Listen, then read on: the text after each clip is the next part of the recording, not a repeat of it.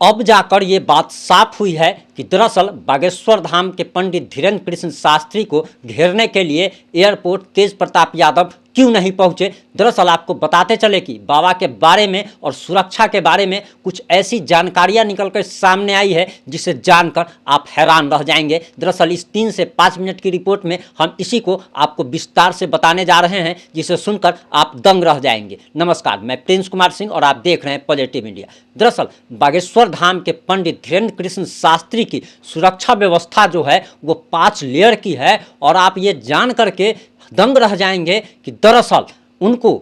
सिर्फ पंडित धीरेन्द्र कृष्ण शास्त्री को ही नहीं बल्कि बीजेपी के नेता को कह लीजिए या मध्य प्रदेश सरकार को कह लीजिए कि दरअसल बिहार सरकार पर भरोसा नहीं था कि बिहार सरकार उनको सुरक्षा देगी। इसके लिए मध्य प्रदेश से पुलिस वाले भेजे गए हैं और बाबा की सुरक्षा में भेजे गए हैं। वहीं बाबा को 5 लेयर की सुरक्षा दी गई, जिसके कारण कोई भी विरोधी वहां तक फटकने को तैयार नहीं हुआ। और सुरक्षा व्यवस्था तो इतनी टाइट थी कि दरअसल परिंदा भी पर नहीं मार सकता। फिर तेज प्रताप यादव हो या संतोष रेणु यादव हो, ये लोग कैसे पहुंचते। दरअसल आपको बताते चले कि सबसे बड़ी बात जो आपने ध्यान जरूर दी होगी, और अगर आपने ध्यान नहीं दी होगी तो जरा अब देख लीजिए कि दरअसल बागेश्वर धाम वाले पंडित धीरेन्द्र कृष्ण शास्त्री जब बिहार आए थे तो पटना एयरपोर्ट से लेकर होटल पनास पहुंचने तक और अपने होटल पनास से लेकर जो जहां पे कार्यक्रम स्थल है, जहां पे वे जाते हैं और हनुमंत कथा कहते हैं, वहां तक जाने के लिए जिस गाड़ी का उपयोग करते हैं वो एमपी नंबर गाड़ी है, यानी कि मध्य प्रदेश की नंबर की गाड़ी है और गाड़ी नंबर एमपी और 5005 है।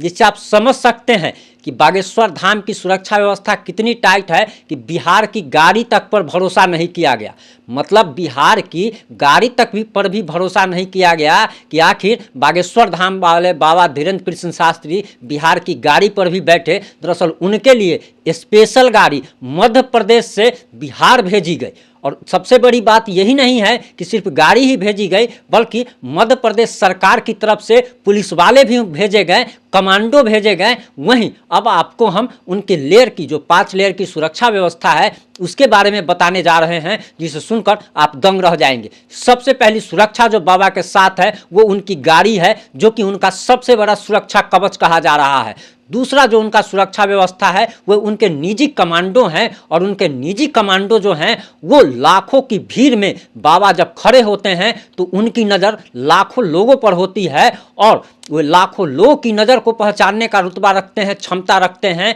कि अगर कोई बाबा को अगर गलत नज़र से भी अगर देख ले तो वो बाबा को बचाने के लिए कुछ भी करने को हर समय तैयार रहते हैं। वहीं आपको बताते चले कि तीसरी लेयर की जो सुरक्षा है वो मध्य प्रदेश पुलिस की है, यानी कि बिहार सरकार और बिहार पुलिस पर इतना तक भरोसा नहीं है कि तीसरा लेयर तक का जो सुरक्षा है वो मध्य प्रदेश सरकार की तरफ से है। और मध्य प्रदेश सरकार की तरफ से कई सारे पुलिस वाले, बताया तो यहाँ तक जा रहा है कि उनकी संख्या 50 से लेकर के 100 के बीच है, जो कि मध्य प्रदेश सरकार ने, मध्य प्रदेश की शिवराज सिंह चौहान सरकार ने वहाँ से भेजा है। और तीसरी लेयर की सुरक्षा में मध्य प्रदेश पुलिस के जवान तैनात है, और वे जवान हैं जिनको खतरनाक रूप से ट्रेनिंग दी गई है, जो कि किसी भी परिस्थिति में कुछ भी करने को तैयार रहते हैं। सुनने में पुलिस नज़र आ रहा होगा, लेकिन उनकी ट्रेनिंग जो है वो स्पेशल कमांडो की तरह दी गई है, और वे पुलिस वाले मध्य प्रदेश के पुलिस वाले तीसरे लेयर में तैनात हैं। वहीं आपको बताते चले कि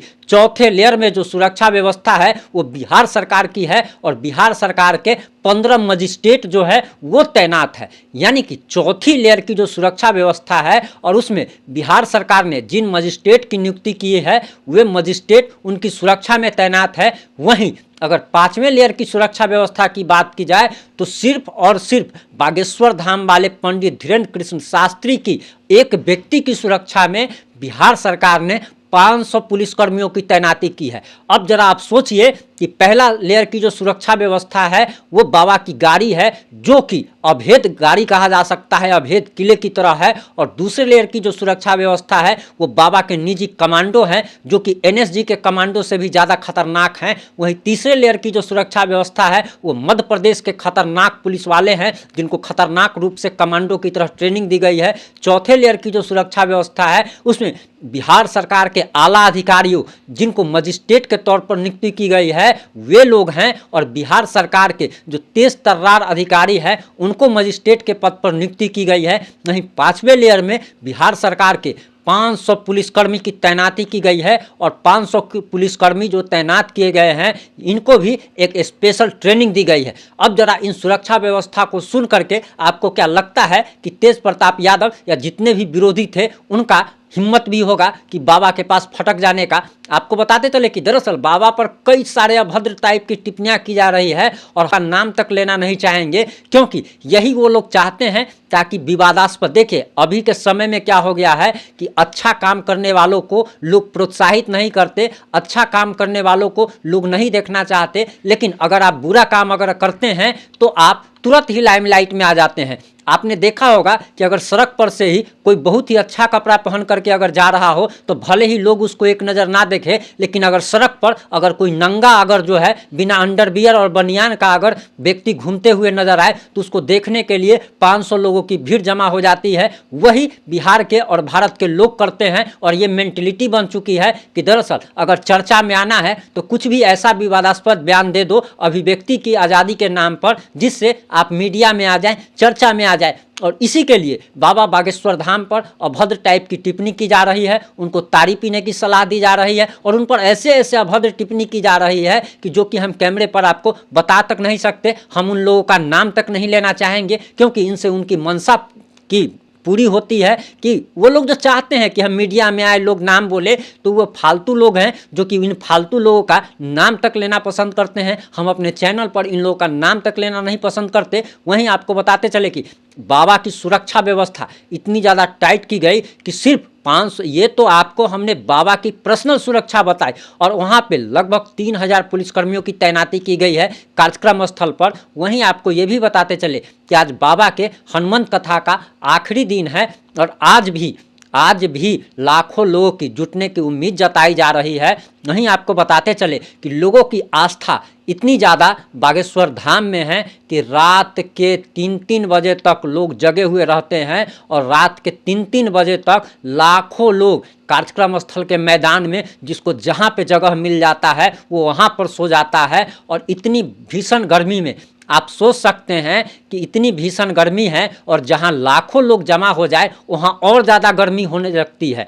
और लोगों को सांस लेने में दिक्कत होने लगती है। फिर भी लाखों लोग जमा हैं और लाखों लोग जमा होकर के बाबा का जयकारा लगा रहे हैं और दरअसल जय श्री राम के जयकारे लगा रहे हैं। बाबा अपने भक्तों को भी निराश नहीं कर रहे। जब वे नौबतपुर जाते हैं कार्यक्रम स्थल पर और रास्ते में जहाँ पे भी भीड़ लगती है और भीड़ जमा होती है बाबा को देखने के लिए, तो बाबा गाड़ी से निकल करके उनका अभिवादन करते हैं। भीड़ तो इतनी ज़्यादा बढ़ जाती है कि लाखों लोग पटना से लेकर के नौबतपुर तक सड़क किनारे जमा हो जाते हैं। वहीं बागेश्वर धाम वाले पंडित धीरेन्द्र कृष्ण शास्त्री लगातार 2 दिनों से रात में, आधी रात में होटल के बाहर, जिस होटल पनास में वे ठहरे हुए हैं, होटल के बाहर सोफा लगाकर बैठ जाते हैं और अर्जी लगाते हैं और लोगों की अर्जी पर सुनवाई करते हैं और हजारों की संख्या में लोग सड़कों पर और ज़मीन पर बैठकर बाबा का कथा सुनते हैं। उनकी अर्जी जो लगाई जाती है उसकी बातों को ध्यानों से सुनते हैं और इस मामले में